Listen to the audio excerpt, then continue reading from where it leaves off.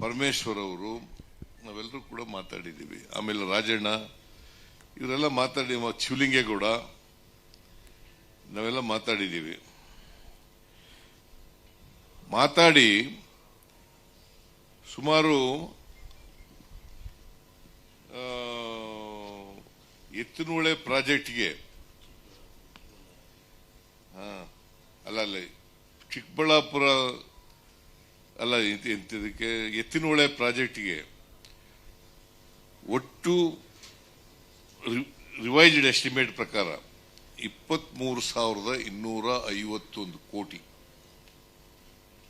23,251 ಕೋಟಿ ಇಲ್ಲಿವರೆಗೆ ಖರ್ಚಾಗಿರ್ತಕ್ಕಂಥ ಹಣ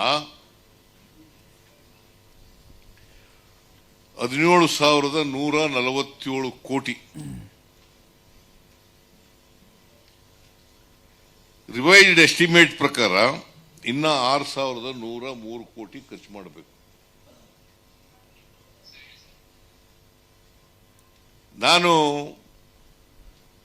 ಮೊನ್ನೆ ಮೀಟಿಂಗ್ನಲ್ಲಿ ಈಗ ಒಂದು 2-3 ದಿನಗಳ 4-5 ದಿನ, ಒಂದು ವಾರ ಆಯ್ತು ನನಗೆ ಕಾಣಿಸುತ್ತಲ್ಲ,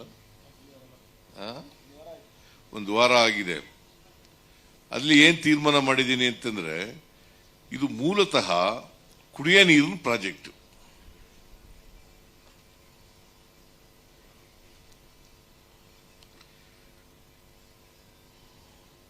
ಮೂಲತಃ ಕುಡಿಯ ನೀರಿನ ಪ್ರಾಜೆಕ್ಟ್. ಆದರೆ ಕೆರೆಗಳಿಗೆ ನೀರು ತುಂಬಿಸ್ತೀವಿ 50% ಅಂತೇಳಿ ನಾವು ಮಾಡಿದ್ದೀವಿ. ಅದು secondary. The primary purpose is drinking water. ಅದಕ್ಕೆ ನಾನು ಏನು ಹೇಳಿದ್ದೀನಿ, ಈಗ ಒಟ್ಟು ಇವೆಲ್ಲ ಡ್ರಿಂಕಿಂಗ್ ವಾಟರು ಅರ್ಧ ಕೆರೆ ತುಂಬಿಸಕ್ಕೆ ಬೇಕಾಗಿರ್ತಕ್ಕಂಥ ಮೊತ್ತ ನೀರಿನ ಅಗತ್ಯತೆ 24.1 TMC ವಾಟರ್, 24.1 TMC ವಾಟರ್. ಕುಡಿಯ ನೀರಿಗೆ ಬೇಕಾಗಿರ್ತಕ್ಕಂಥದ್ದು 14 TMC ವಾಟರ್.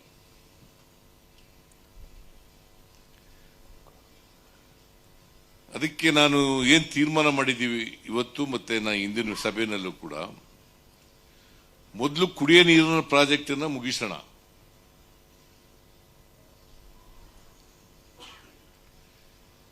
ಕುಡಿಯ ನೀರು ಕೊಡ್ತಕ್ಕಂಥ ಕೆಲಸ ಮಾಡೋಣ.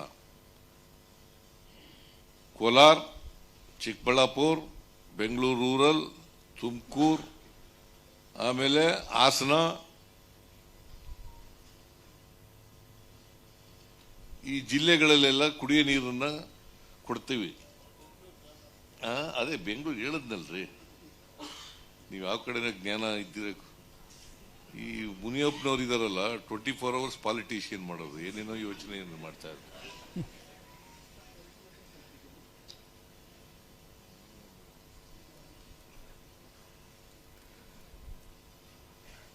ಬೆಂಗಳೂರು ಗ್ರಾಮ ಹತ್ರ ಹೇಳಿದ್ನಲ್ಲ, ಹೇಳಿದ್ದೀನಿ.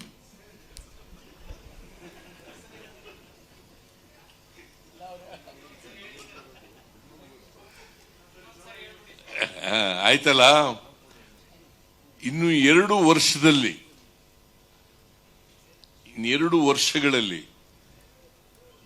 ಕುಡಿಯ ನೀರಿನ ಪ್ರಾಜೆಕ್ಟ್ ಅನ್ನು ಮುಗಿಸಿ ಎಲ್ಲ ಕಡೆ ನಾವು ಏನು ಉದ್ದೇಶಿತ ತಾಲೂಕುಗಳು, ಜಿಲ್ಲೆಗಳು ಮಾಡಿದ್ದೀವಿ, ಆ ಜಿಲ್ಲೆ ಎಲ್ಲಕ್ಕೂ ಕೂಡ ನೀರು ಕೊಡ್ತೀವಿ.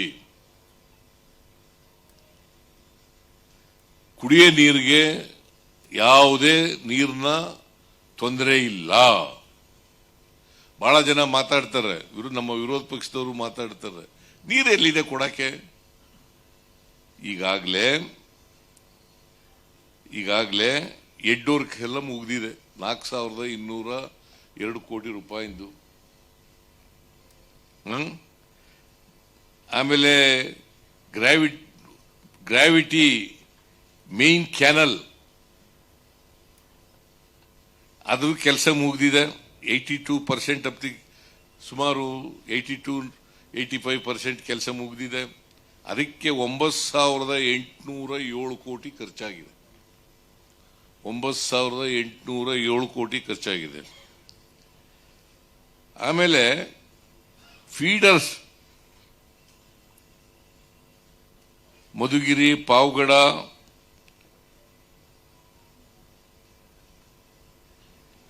ಸೆವೆನ್-ಜಿ ಎಂತಿದೆ ಇದು, ಟಿ-ಜಿ ಹಳ್ಳಿ, ರಾಮನಗರ, ಗೌರಿಬಿದನೂರು, ಕೊರಟಗೆರೆ,